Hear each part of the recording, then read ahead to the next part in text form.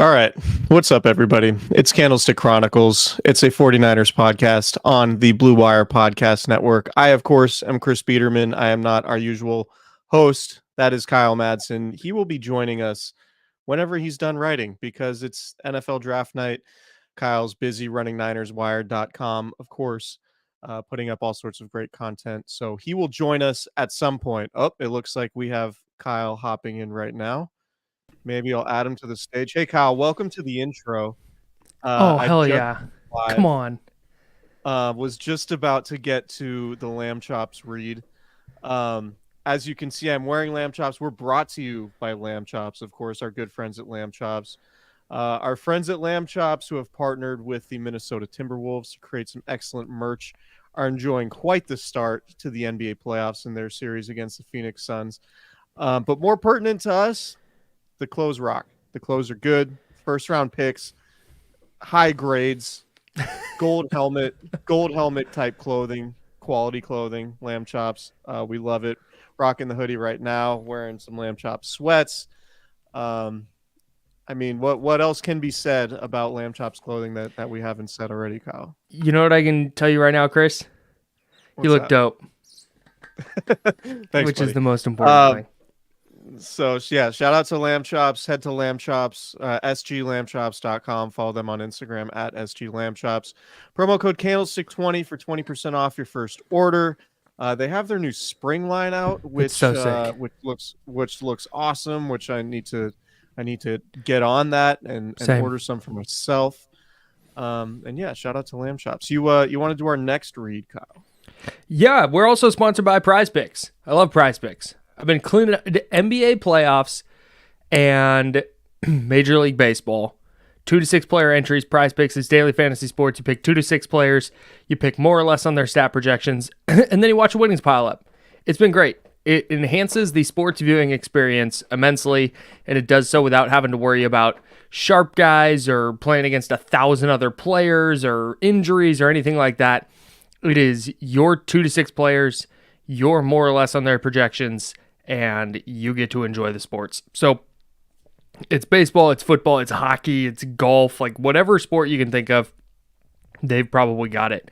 And of course, we'll be rocking through the NFL season as well. So shout out to Prize Picks. We love them, and we think that you will love it as well. So head to prizepicks.com/candlestick, promo code Candlestick for a first deposit match up to $100.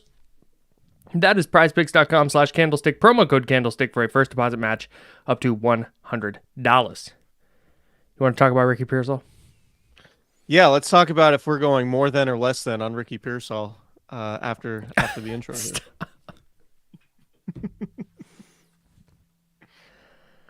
Dude, you said it at the end of the last pod.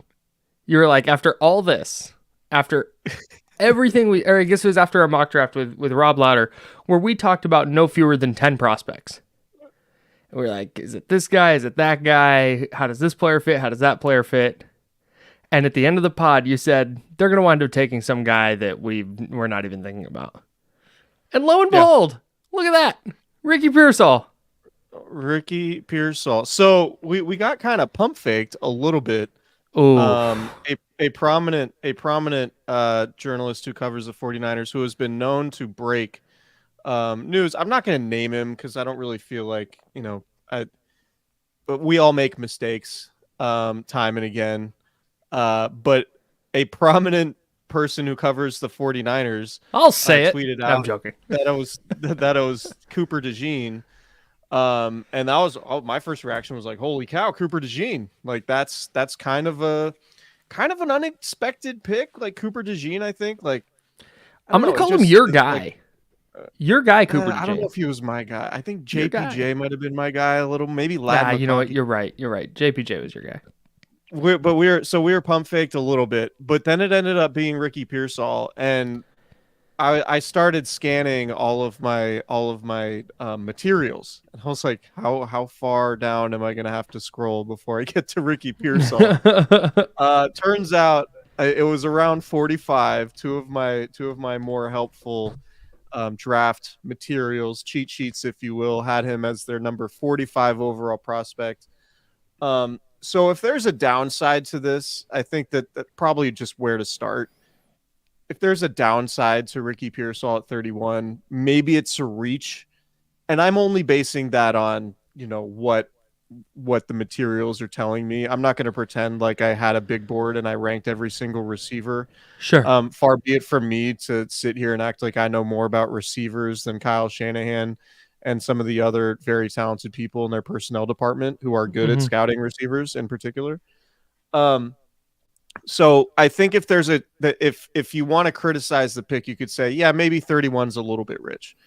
Mhm. If you want to take the other side of that, you can say, well, they only had 22 first round grades on guys. So really, after you get past those 22 guys, which I assume they were all gone, because John Lynch did not say in his post draft press conference that Pearsall was in fact one of those Oh, first round grades. he didn't Um, do the classic GM thing of like, if we had the first overall pick, this is who we would have taken. he said I think Cohn asked him, and John Lynch just laughed and said, "Yeah, we had a high grade on Ricky." He didn't say we had a first round grade on, which it was kind of a funny moment, but it made it pretty clear that he wasn't one of the 22 guys. So I mean, if you're not getting one of your 22 first round guys, you can easily convince me that you're just kind of throwing darts. And if there's a dude that you like, whether he's your 45th ranked prospect or your 25th ranked prospect, if you're picking 31 and he's there for you and you think he fits and you have conviction and a very clear idea of how he's going to work for you, Mhm. then I think I think it's, it makes sense. We talked about Lad McConkey, like not a lot, but like a pretty decent We amount over the talked about last him couple quite a weeks, bit.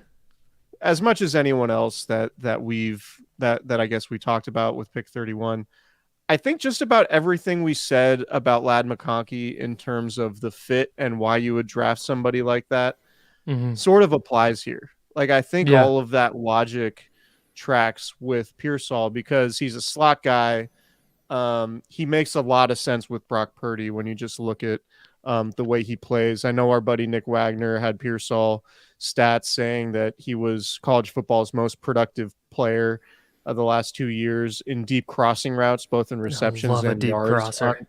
on deep crossers. Love Like a that, deep just crosser. if there's anything that Kyle Shanahan and Brock Purdy do, it's the deep crosser. So if you get a receiver as good at a deep crosser, makes plenty of sense. But I mean, the bigger discussion, obviously, like Pearsall, we can like he has really good hands, 42-inch vertical, like he's 4.4 speed, good athlete. He's not huge. He's what, six? Let me get this right. 6'1", 189 to 191 pounds, depending on if you're doing the combine weigh in or the pro day weigh in. 6'6", 3 cone, which is like lightning. I think he's got a pretty impressive spider graph. I don't know if we want Please. to start Oh, sharing hit that one that yet. screen Okay. share. Well, Oh, hit that all right. screen share and Well, let me see the we're spider graph. sharing the spider graph. Oh, come on. There we This go. guy gets it. Um, Hang on, so before we you look. continue, this guy gets it. Nothing. 82 percentile in the 40, 97 in the vert, 88 in the broad jump, 93rd percentile in the 3 cone, 89 in the, what's that, the 20-yard shuttle, 40-yard shuttle, one of the change direction speed drills. Anyway, I just think like I watched a little bit on him. I read up a little bit on him. The toughness is there. He catches the ball. He's been a 3-year starter in college. He's going to be 24 during his rookie season, which Yeah, is he's like older than Brock pretty Purdy. old. Is he older than Brock Purdy? I That's don't think wild. he's older than Brock Purdy, but he's pretty old. So yeah, he turns 24 during the season. But one of the things I talked about, and I think we agreed upon, was that you probably want to get a guy who can contribute right away and isn't going to be like a project. To me, Cooper DeJean, or not, sorry, not Cooper DeJean. Wow. To me, Ricky Told him it's your Pearsall. guy. I was reading the comments. To me, Ricky Pearsall is going to be somebody who contributes right away, whether it's as a third receiver or as a kickoff and punt returner. And I think he's going to slot right into that Rays McLeod's role that he vacated when he bolted in free agency. So to me, like, is this dude going to be an all pro and a, like a 1,500-yard receiver? Probably not. Could he be a productive player in his role with the 49ers? I think absolutely early on in his career. Mm-hmm. Could he be somebody that is good enough to allow you to move on from Deebo Samuel next offseason? And we can talk about the Brandon Ayuk trade that didn't happen. That was Yeah, seemed yeah. pretty obvious that it I would wasn't love going to to talk happen. about that. I have a lot of thoughts. Okay, so I've rambled for a good 10 minutes here. Curious what you think about the Ricky Pearsall pick. This 17th percentile wingspan is really, really deeply concerning. No, no, I think you kind of hit the nail on the head there at the end. You're probably not looking at an all-pro receiver here. Just when you just look at his profile and all that, and you can say it's a reach. I think he was 45th overall on Dane Brugler's board. Daniel Jeremiah had him 40th. It's not like they took some guy who was ranked outside the top 100. And Right. this is Ricky Pearsall does the things that we talked about. I talked about this with Tage Seth in our last episode. I think we so often with receivers get wrapped up in height, weight, speed. How tall is he? How heavy is he? How fast is he? And we overlook things like this guy gets open and this guy catches the football. And we just kind of overlook how important those things are when it comes to playing wide receiver. Like Juwan Jennings ran like a 4.7 at the combine, but he runs good routes and he catches the football and he's good after the catch and he's become a productive NFL receiver. Ricky Pearsall has all that and 4.4 speed. Like he has the requisite athleticism to break off a big play if need be, but man, you watch him and it's like, dude, this guy's open all the time. He's got really good hands. You can tell he's got a really good feel for how to play football. He can take a hit. Yes. Yeah. Really, really tough. I rock with it, man. Yeah. The I don't want to say disappointment. The surprise to me comes from like, man, okay, let's say Ricky Pearsall does kind of what we're talking about. He doesn't do anything crazy. He doesn't turn into Jerry Rice, but he's like never makes a Pro Bowl, and maybe makes a Pro Bowl or two, but is just a reliable slot guy. 75. I don't know. The Niners passing numbers are weird, but like 75 catches a year, and maybe he gets to 1,000 every now and then, and he has 4 or 5 touch. Like he's just a reliable receiver. That's nice, but it's also like, man, it's a first-round pick. Like that feels like the kind of thing you could have gotten production out from with a guy later on in the draft. But that's all speculation. If Ricky Pearsall is just a good receiver for the Niners for 10 years, then it was a good pick, especially into the first round. Like I think it's totally fair to be of the mind that 31 feels like a reach for a guy that a lot of people had as like in the 40s or 45 overall as a prospect. But the thing is, if you are moving down, you have to have, it takes two to tango. It takes two teams to make a trade down worth it. And maybe there were trade down options that just were too far, or teams weren't offering enough. So like I don't ultimately have a problem. Like if you like a guy at 40, like you're not going to I'm not going to tell you you absolutely can't pick him at 31. Right? It's just it's going to be like if Johnny Newton ends up being as good as we think he might be, Sure. and he goes early in round 2, then maybe that's where you look at the players who were taken after him. Like Johnny Newton felt like somebody who might go in the 20s, right, and be a really, really productive interior defensive lineman who fits what the 49ers do almost to a T. And looks like a really productive player, but somebody who had a foot injury and maybe that scared teams off a little bit from a medical perspective. Cooper DeJean, somebody who could, the 49ers love their versatility in the defensive backfield.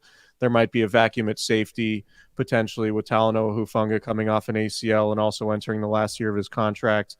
You could absolutely make the case for somebody like Cooper DeJean, and if he ends up being a really good player, who could play outside or inside or at safety, where the 49ers could potentially make any three of those positions work, then that's something that, we'll talk about. I didn't think, and most of the tackles went before the 49ers were on the board. Maybe the 49ers could have traded up for a tackle.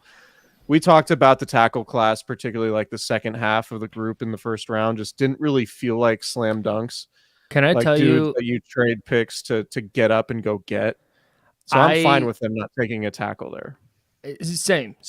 I giggled like an idiot every single time one of these tackles went off the board.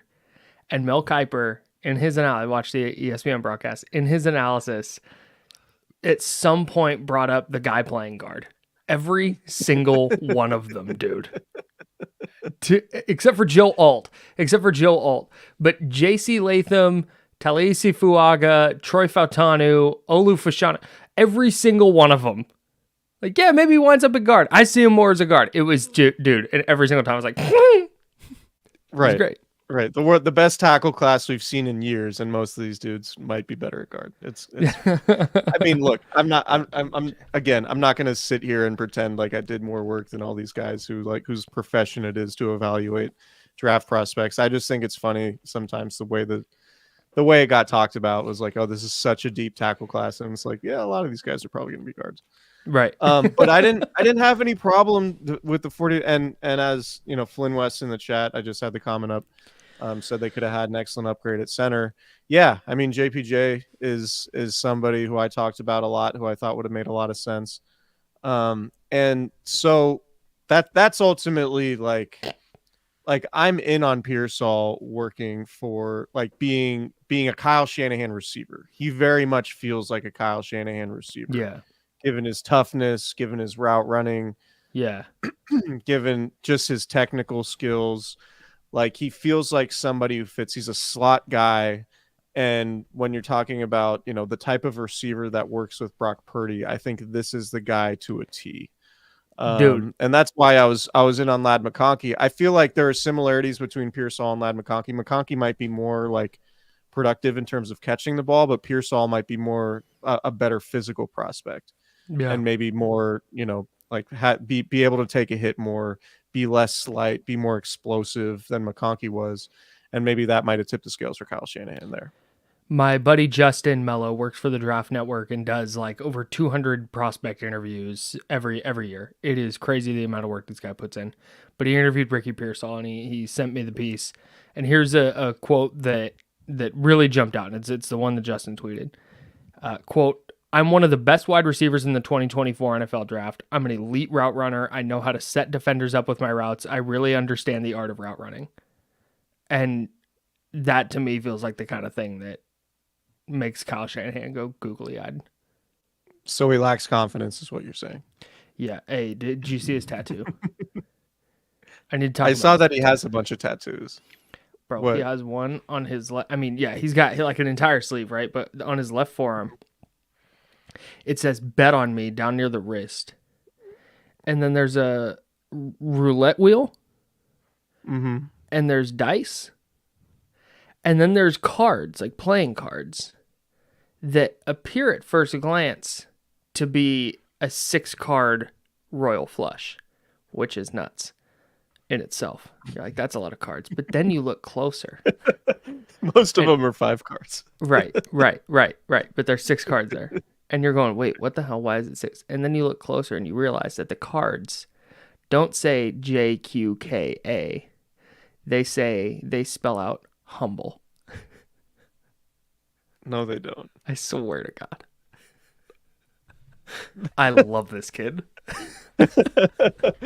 That's amazing. Incredible They shit. spell humble? The cards spell humble? Yes, dude. Like instead of the normal like JQK for Jack Queen King, Right. there's an H, a U, an M, and that's why there's 6 cards. I'm gonna have to look this thing up. That's pretty wild. I'll post the link I'll send the link to everybody right now. I need everybody to put eyes on this bad That's boy. amazing. Can we talk about what this? Go ahead. Go ahead. I was gonna ask. I didn't have anything. Okay, perfect. I was gonna say I want to talk about what this means for Brandon Ayuk and Deebo Samuel, because the reporting came down. If you're on YouTube, I just posted the Instagram link to his tattoo artist in the chat. This tattoo is totally nuts. But I saw the immediate reaction because before the draft, there was all this reporting out that the Niners were making calls as high as number 8 about Brandon Ayuk, and that they were also talking about Deebo Samuel and this and that. They wound up not trading Brandon Ayuk, a shocker. Except when Ricky Pearsall got taken, I got hit with a bunch of messages from people all over the place, out of the woodworks, like, wow, I guess bye-bye Ayuk. It's like, wait, No, what? I don't, like, look, so here's where I'm at. This doesn't mean anything for the futures of Deebo Samuel and Brandon Ayuk outside of, within the scope of this season. Pearsall this year could be wide receiver 3 or wide receiver 4. He can return some punts. He can be a productive player for them. I think this was a threading the needle pick, where I think Brandon Ayuk is going to get extended, and I think this is probably Deebo Samuel's last year in a 49er uniform. And that's where Pearsall comes into the picture, is more in 2025 than in 2024. I just don't think the 49ers picked a receiver 31st overall with the intention of being like, oh yeah, he's going to replace one of our starters this year. Matt Barrows and Tim Kawakami both said during the draft that the 49ers were looking for a pick in the first half of the first round from Brandon Ayuk. And once the Chargers traded 17, the prevailing thought from people who cover the team was, okay, well then the Niners are out on trading Ayuk. So they're like, if that's the case, then they're certainly not moving in for a day 2 pick. So I just don't think this has any bearing on that stuff at all. I think this is one of the, like, look, when you're in the media world, which you and I are both in, and we both understand how important clicks and listens and downloads and all of those things are to our livelihoods. Mm-hmm. When there's a potentially explosive topic that people are interested in, the media is going to hammer on it. And sometimes rightfully so. And sometimes it's just something to hammer on because it's something to hammer on. When the 49ers, like anytime Kyle Shanahan and John Lynch are asked if a trade is possible, they will always say yes. Kyle Shanahan, his default answer is they'll trade me if they get the right offer. They will never say, no, we're not interested in trading anybody. That's their default answer. So you can take that and turn that into a headline and the genesis of a pre-draft story and say, you can't take a Brandon Ayuk trade off the table, when really the actual context is they would trade Brandon Ayuk for a top 10 pick or a top 15 pick. And people aren't going to trade a top 15 pick for Brandon Ayuk in a receiver class where there are 3 guys who might be as good as Brandon Ayuk as rookies who are going to cost a quarter of the price on the rookie contracts than what Brandon Ayuk's going to make on his next deal. So I think there was a little bit of hysteria about like Diana Rossini reporting that the 49ers are, she said the 49ers had conversations with teams, including one picking in the top 10, about trading either of their prized wide receivers, Brandon Ayuk or Deebo Samuel, in an effort to move up in the first round per sources. My read on that situation, and this is just me speculating, I haven't heard anything, so I want to make that clear. The 49ers are never the team, or at least since John Lynch and Kyle Shanahan have been there, have never been that has been known to leak this information, right? Like that was a huge issue that the previous regime had, that Kyle Shanahan and John Lynch made it a point early on in their tenures to say we're not leaking information. So to me, this is coming from elsewhere. And this reads like a team kind of being annoyed that the 49ers were asking a ton for Deebo Samuel or Brandon Ayuk. That team being annoyed and saying, screw that, I'm going to leak this and make it look like the 49ers are trying to trade Brandon Ayuk and Deebo Samuel. Right. And then they leak it, and then this tweet happens. That's super the vibe. It gets thousands of retweets and impressions and whatever. And it makes it look like, oh, the 49ers are really in this trade thing. It's like, no, the 49ers will listen, but they're very clearly not actively trying to trade Brandon Ayuk. They would have traded Brandon Ayuk if someone would have offered them a top 10 pick. I feel pretty confident in that. If they could have got Rome Odunze or, Malik Neighbors or Marvin Harrison Jr., then yeah, but Mm-hmm. it never seemed likely. And Kyle Shanahan said in his post draft press conference tonight that that was unlikely that they were going to trade Brandon Ayuk. And I said it, when the season ended, knowing that all this stuff was coming down the pipe, like it was going to get contentious. It was going to get weird. There was going to be a ton of conversation. But more likely than not, Brandon Ayuk was not going to get traded by the Niners, and more likely than not, Brandon Ayuk's going to have a new contract at some point before training camp starts. And when you Mm-hmm. look at all the deals the 49ers have done, whether it's George Kittle or Fred Warner or Trent Williams came around free agency. That was one of the few that happened early in the spring because it was free agency. It wasn't he was a free agent. It wasn't like a scenario where he was under contract. Nick Bosa's only one where it like lasted into or super late into training camp. But all these deals get done over the summer. Deebo Samuel's got done over the summer after being super contentious. So this was always the way, in my opinion, that it was trending. And there was a lot more made of the Niners saying, well, yeah, we'll listen to any trade offer. Like Mm-hmm. and again, that goes back to like Kyle Shanahan saying, I hope John Lynch will listen to trade offers for me, because if he gets a good one, then I'm probably out of here. And he's kidding. Mm-hmm. But the point stands, like they will listen to trade offers on anybody. And just because they're listening doesn't mean they're actively trying to trade somebody. There was no Right. logic in them trading Brandon Ayuk today, Mm-hmm. unless they got a top 10 pick and could replace him with a starter, whether it's at receiver or maybe a high level tackle who they Mm-hmm. feel like overall provides them an upgrade. Like Mm-hmm. they are content with trying to work out a deal with Brandon Ayuk, and that's been the case all along. Mm-hmm. So yeah, I just get a little bit frustrated sometimes because we're in a social media headline grabbing culture where, okay, don't rule out a trade.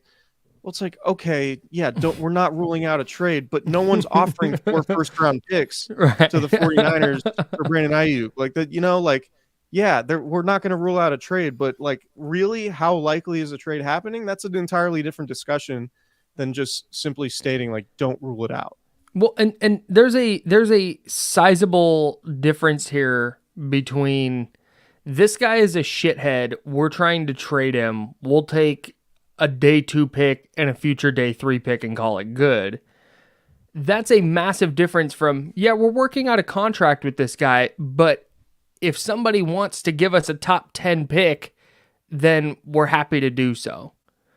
And frankly, I don't know if there's that many players on the Niners roster who wouldn't be available for a top 10 pick. Just while we're here. But yeah, I'm with you, man. And the whole Deebo Samuel aspect of it, it's like, yeah, if a team calls and says, can we give you a 3rd round pick for Deebo? And the Niners go, no, but you can give us your first. That they had trade talks about Deebo Samuel. Right. Then that team who was like, could you believe these assholes want a first for Deebo at this point? And then they'll leak it like, look at these schmucks. Right. And then it's like the 49ers are having conversations and getting a 1st round pick for Deebo Samuel. And it's like, oh, sure. Right. Like, sure. Right. So again, I don't have inside information on this particular subject. But that's just my read. And going back to what we've said, I think going on months now, like a contract with Brandon Ayuk feels like it's going to get done. It might take some time. But like Brandon Ayuk is texting Kyle Shanahan and John Lynch in their group chat, complimenting the pick of Ricky Pearsall, their former teammates at Arizona State, and saying fire pick, can't lie, or whatever. Yeah, like, everything's come on, man. fine. It's not. This is not like John Lynch and Brandon Ayuk have the same agent. Like it would be a massive upset if they could not come together and figure out a contract. It's just going to be a complicated contract. The 49ers are in a complicated financial situation with all the highly paid players they have, and it's just going to take some time. And very rarely, if ever, are teams close in April. And like, yeah, the Eagles have signed now two lucrative contract extensions to their receivers. And maybe their process is different, and that can happen. Too. And maybe the Lions too. So like that can happen. but it just doesn't happen with the 49ers. And history suggests that these deals get done in the summer when the 49ers try to drag this along as long as they can to try to do what's best for them. And it is what it is. But, like the Niners aren't going to trade Brandon Ayuk for a second round pick or even like a future one. I just don't see it unless things just turn really, really sour. And I just don't see that happening. Brandon Ayuk wants to be with the Niners. Right. And the fact that his agent has come out and publicly refuted even minor rumors about trade talks and stuff, I don't know. It just feels it feels like everything is trending toward Ayuk signing an extension. And I don't think ultimately the Ricky Pearsall pick has anything to do with that. No, it doesn't. But what it does do is it gives them a potential option. Like if he develops and they feel really good about his development through this season, and you're trying to shed salary next offseason when Brock Purdy is due for a massive contract, then, maybe this allows you to move off of Debo. And we've been saying that really for, going really as soon as Debo signed his deal, it was like, all right, the Niners have an out going into 2025. right. So we'll see, because they're going to have to pay BA eventually. And they're at that point where they're going to pay BA. And again, we'll reiterate, the way these deals work is that the cap number early on is typically small. So while BA will be on a big contract and will be enjoying the fruits of what is likely to be a massive signing bonus, his cap number is probably going to be small, and it's probably going to be palatable. So the 49ers will be able to pay Deebo Samuel and Brandon Ayuk at the same time for a year.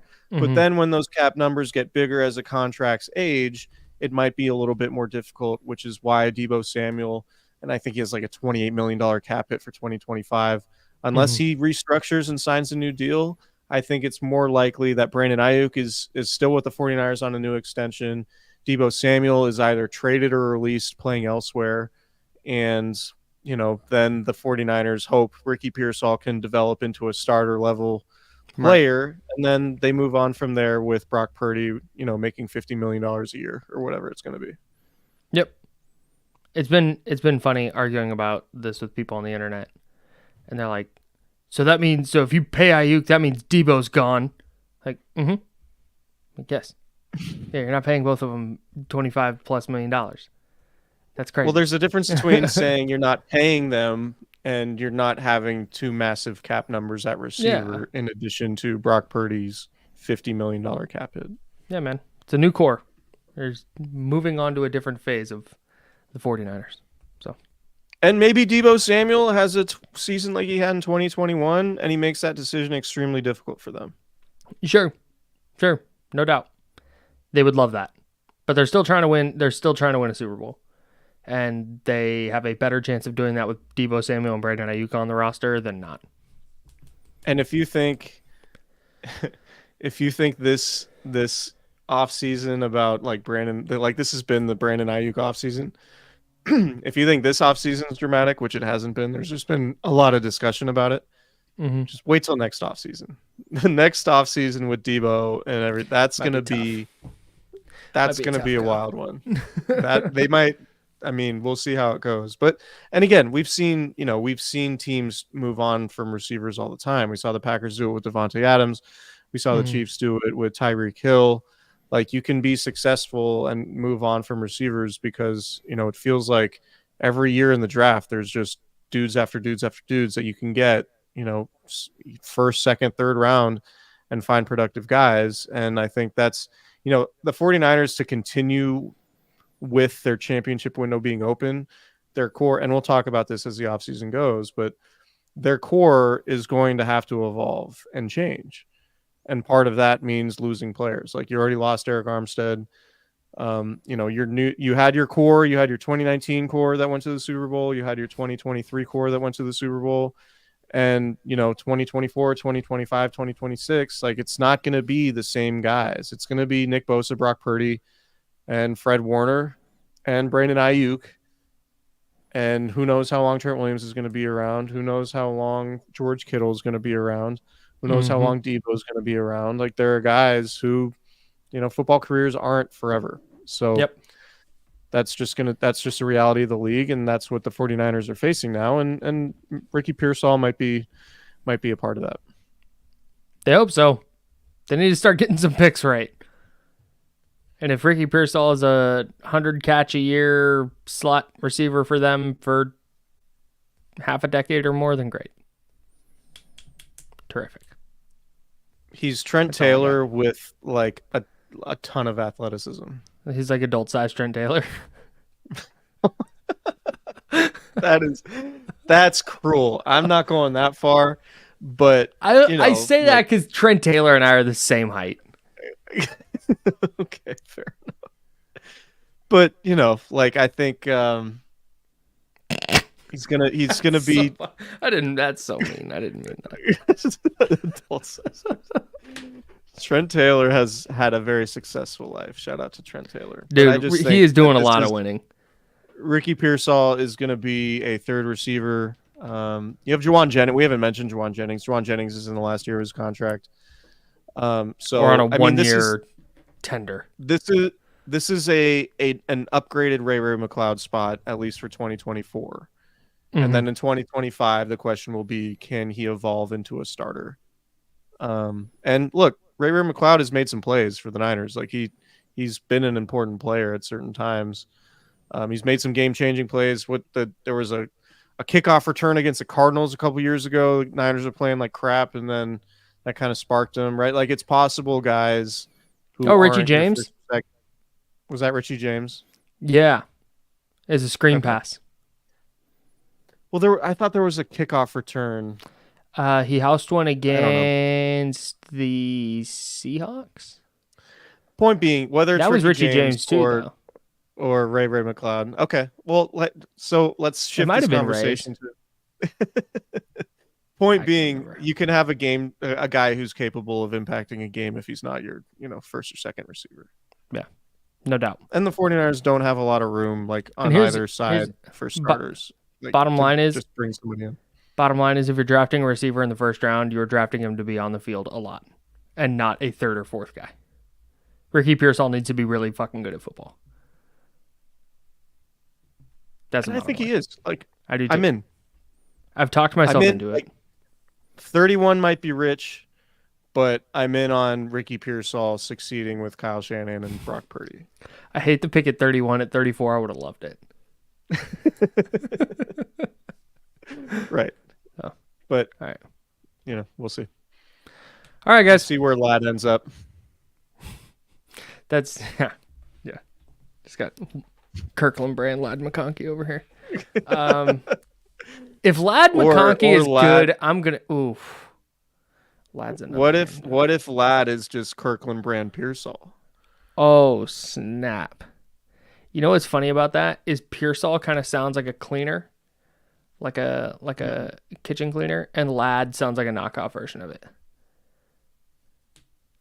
Sure. No, just me. Okay. There are worse nicknames than Slick Rick, right? Yeah, Slick Rick's fine. All right, let's That's get better out of than here. what was the cat from Notre Dame who was like the slippery fox? Remember who I'm talking about? Yeah, I do. I don't remember his name. I'm gonna figure out his name. You're a bigger Notre Dame guy than I. There's only one school that matters in the Big West. Or the Big West, the Midwest. The Big West. It's a long night. Chris Finke. Chris Finke was his name. Okay. Goodbye, everybody. Subscribe to the podcast wherever you get your pods. And subscribe on YouTube. Hit the little notification bell. Like the video. Search Candlestick Chronicles on YouTube or youtube.com/@Candlestick Chronicles podcast. We will talk to you guys again after the draft, assessing all the 49ers picks. Can't wait. See ya. Play you.